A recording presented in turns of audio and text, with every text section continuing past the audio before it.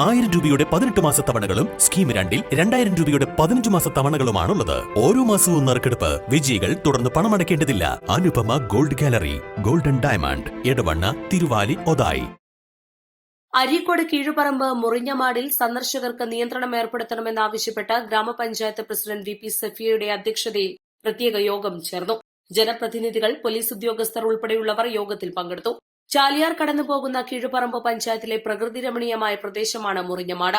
നേരത്തെ ബോട്ടിംഗ് അടക്കമുള്ള വിനോദങ്ങളും ഇവിടെയുണ്ടായിരുന്നു. പ്രായമായവരും കുടുംബങ്ങളും കുട്ടികളുമടക്കം നൂറുകണക്കിന് ആളുകളാണ് സായാഹ്ന സഞ്ചാരങ്ങൾക്കു വേണ്ടി ഇവിടെ എത്തുന്നത്. എന്നാൽ അടുത്ത കാലത്തായി ഇവിടെ വിദ്യാർത്ഥികളുടെയും ലഹരിയുടെയും വിരഹ കേന്ദ്രമാണെന്നാണ് നാട്ടുകാർ പറയുന്നത്. രാത്രികാലങ്ങളിലും ഒട്ടും കുറവല്ല. നാട്ടുകാരും ഗ്രാമപഞ്ചായത്തും നിരവധി തവണ ഇതിനെതിരെ പ്രതികരിച്ചെങ്കിലും പരിഹാരമുണ്ടായില്ല.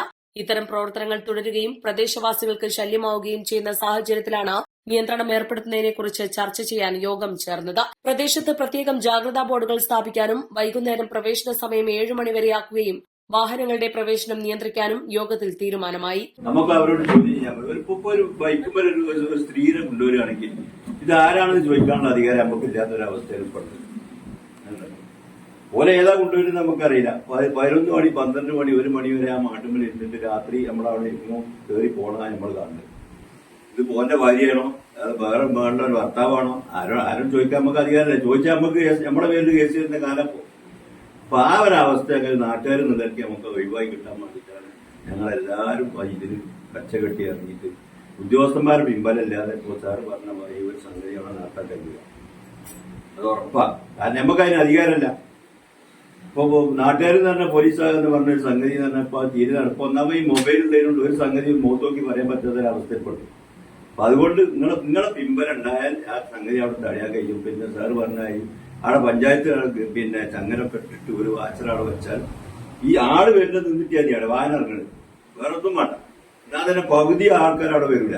ഈ വാഹനം അങ്ങോട്ട് പോരാണ് ഇപ്പോൾ അവിടുത്തെ ജനങ്ങൾ പെരുക്കാനുള്ള കാരണം.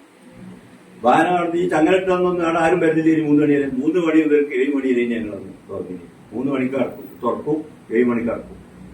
അന്ന് വളരെ കുറഞ്ഞ അതിന്റെ അത്യാവശ്യമുള്ള ബോട്ടിലൊക്കെ സർവീസ് ചെയ്യാൻ പോകുന്ന ആൾക്കാർ അതിന്റെ അനുമതി വാങ്ങിയിട്ട് കഴിഞ്ഞാൽ വേണ്ടി.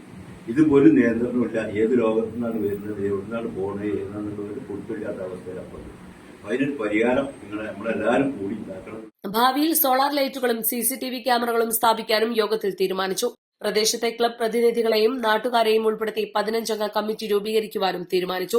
ഇവർക്ക് ID കാർഡും പ്രത്യേക നിർദ്ദേശങ്ങളും ഗ്രാമപഞ്ചായത്ത് നൽകും. East live, Areekode.